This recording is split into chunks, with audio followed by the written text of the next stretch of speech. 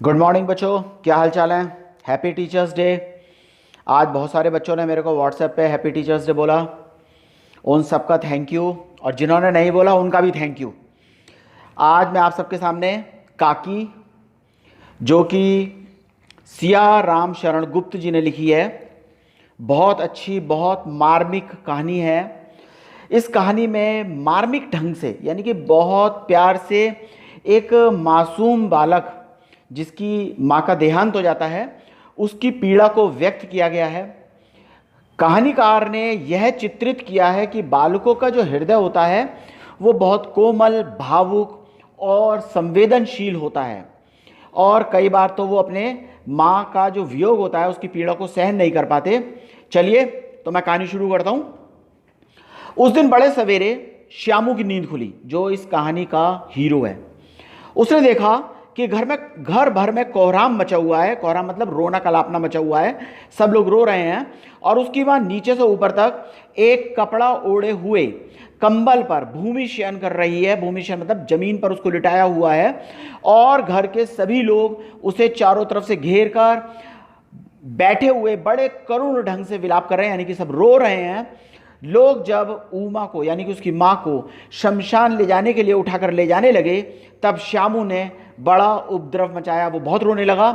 लोगों के हाथ से छूटकर वह अपनी मां के ऊपर जा गिरा। बोला, काकी सो रही है। ये अपनी मां को कहता है, काकी सो रही है और उन्हें इस तरह से उठाकर कहां ले जा रहे हो, मैं जाने नहीं दूंगा। लोग बड़ी कठिनता से उसे हटा पाए। काकी के दाह संस्कार में उसे जाने नहीं दिया। एक दासी राम राम करके उसके घर पर ही संभाले रही। यद्यपि बुद्धिमान गुरुजनों ने उसे विश्वास दिलाया कि उसकी काकी उसके मामा के यहां गई हुई है, परंतु असत्य के आवरण में, यानी कि असत्य के जो हमारा पर्दा है उसमें सत्य बहुत समय तक छिपा नहीं रह सकता। आसपास के अबोध बालकों के मुंह से यह प्रकट हो ही गया, यानी कि उसके जो फ्रेंड्स थे उनके मुंह से यह प्रकट हो गया, और यह बात छिपी ना रह सकी कि काकी कहीं नहीं गई, यानी कि उसकी माँ कहीं नहीं गई है, बल्कि ऊपर राम के यहाँ उसका स्वर्गवास हो गया है।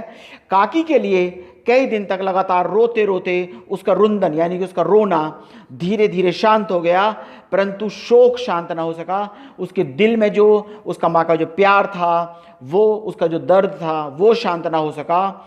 वर्षा के अनंतर, यानी कि लगातार एक के बाद एक 2 दिन में ही पृथ्वी के ऊपर का पानी अगोचर हो जाता है, यानी कि साफ हो जाता है, परंतु भीतर ही भीतर उसकी आर्द्रता, यानी कि उसकी नमी जैसे बहुत दिनों तक बनी रहती है, वैसे ही अंत स्थल, यानी कि उसके दिल के अंदर वह शोक जाकर बस गया। वह प्रायः अकेला बैठा बैठा शून्य मन से आकाश की ओर ताका करता। एक दिन उसने ऊपर आसमान में पतंग उड़ती देखी। न जाने क्या सोचकर उसका हृदय खिल उठा। बच्चे का मन था। विश्वेश्वर के पास जाकर बोला, विश्वेश्वर उसके फादर हैं, काका मुझे एक पतंग मंगा दो। पत्नी की मृत्यु के बाद विश्वेश्वर अन्य मनस्क रहा करते थे, यानी कि जिनका मन कहीं और लगा हो। अच्छा मंगा दूंगा कहकर वे उदास भाव से कहीं और चले गए। श्यामू पतंग के लिए बहुत उत्कंठित था, यानी कि बहुत उत्साहित था। वह अपनी इच्छा किसी तरह रोक ना सका। एक जगह खूंटी पर विश्वेश्वर का कोट टंगा हुआ था, यानी कि उसके फादर का कोट टंगा हुआ था। इधर उधर देखकर उसने एक स्टूल सरकाया, उसके ऊपर चढ़कर कोट की जेबें टटोली, उनमें से एक चवन्नी का आविष्कार करके तुरंत वहां से भाग गया। यानी कि उसने एक 4 आने, चवन्नी, 25 पैसे, अब चलते नहीं है, वो उसने निकाले और वहां से भाग गया। सुखिया दासी का लड़का भोला श्यामू का समवयस्क साथी था, यानी कि दोनों बच्चे समान आयु के थे, दोनों फ्रेंड्स थे। श्यामू ने उसे चवन्नी देकर कहा, अपनी जिज्जी से कहकर गुपचुप एक पतंग और डोर मंगा दो। देखो खूब अकेले में लाना, कोई जान ना पाए। पतंग आई। एक अंधेरे घर में उसकी डोर बांधी जाने लगी।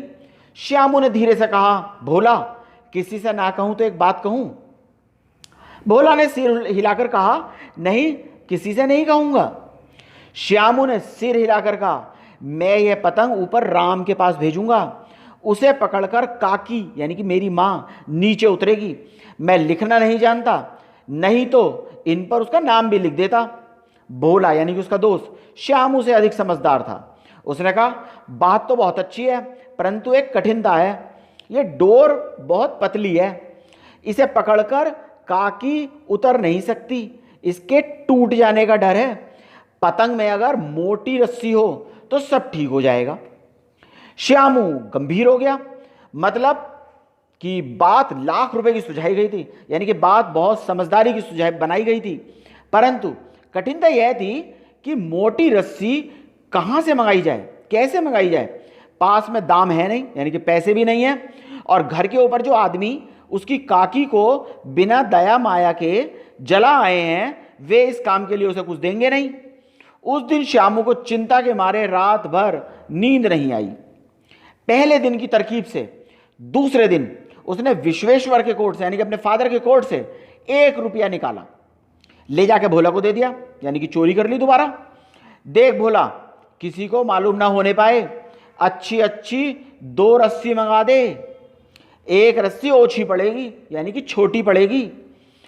जवाहर भैया से एक कागज पर काकी लिखवा दूंगा, नाम की चिट रहेगी और पतंग सीधा उन्हीं के पास पहुंच जाएगी। 2 घंटे बाद प्रफुल्ल मन से यानी कि बहुत खुश मन से श्यामू और भोला अंधेरी कोठरी में पतंग में रस्सियां बांध रहे थे।